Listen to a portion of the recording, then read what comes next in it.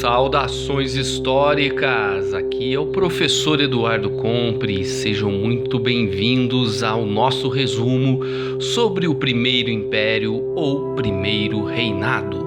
Isso mesmo, bora lá!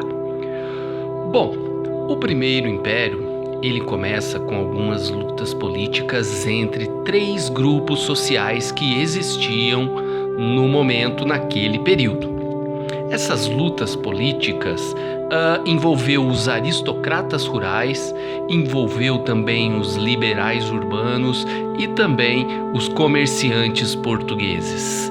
Cada um desses segmentos tinha os seus próprios interesses.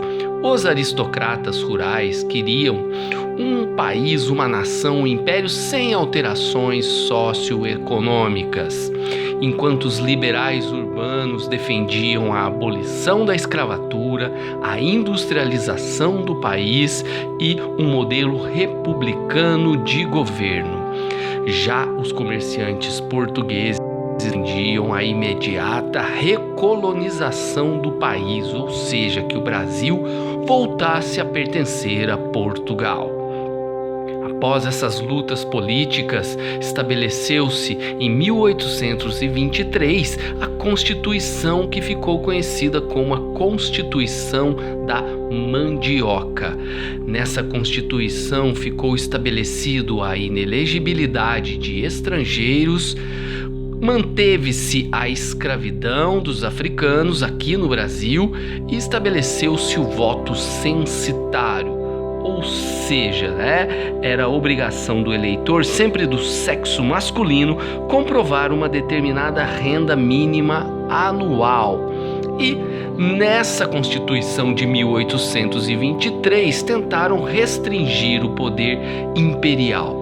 Porém, Dom Pedro I não aceitou essa restrição imperial, o que levou a acontecer a Noite da Agonia. Essa Noite da Agonia, os deputados permaneceram reunidos durante a noite toda.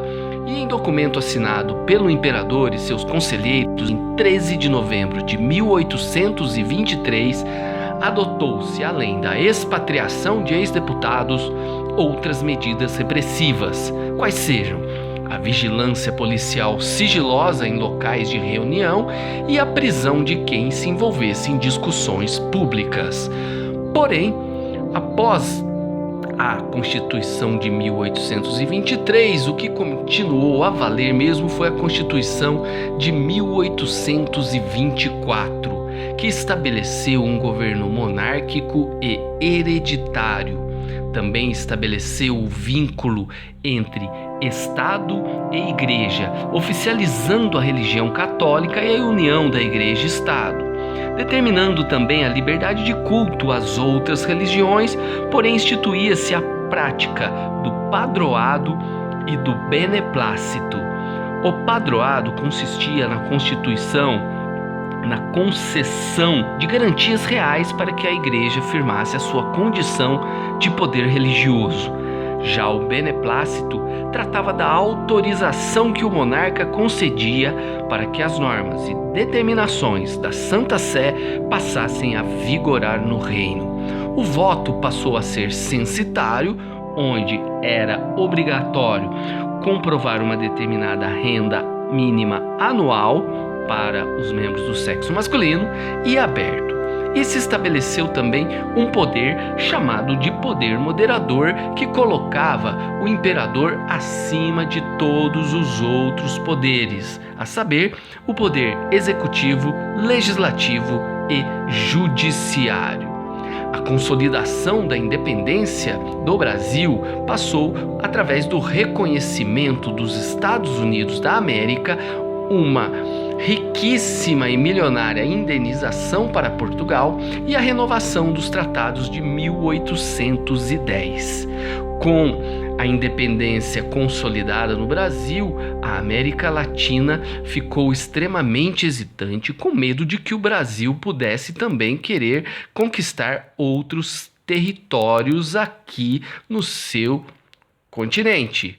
Essa foi o nosso resumo sobre o Império Brasileiro Até a próxima. Valeu!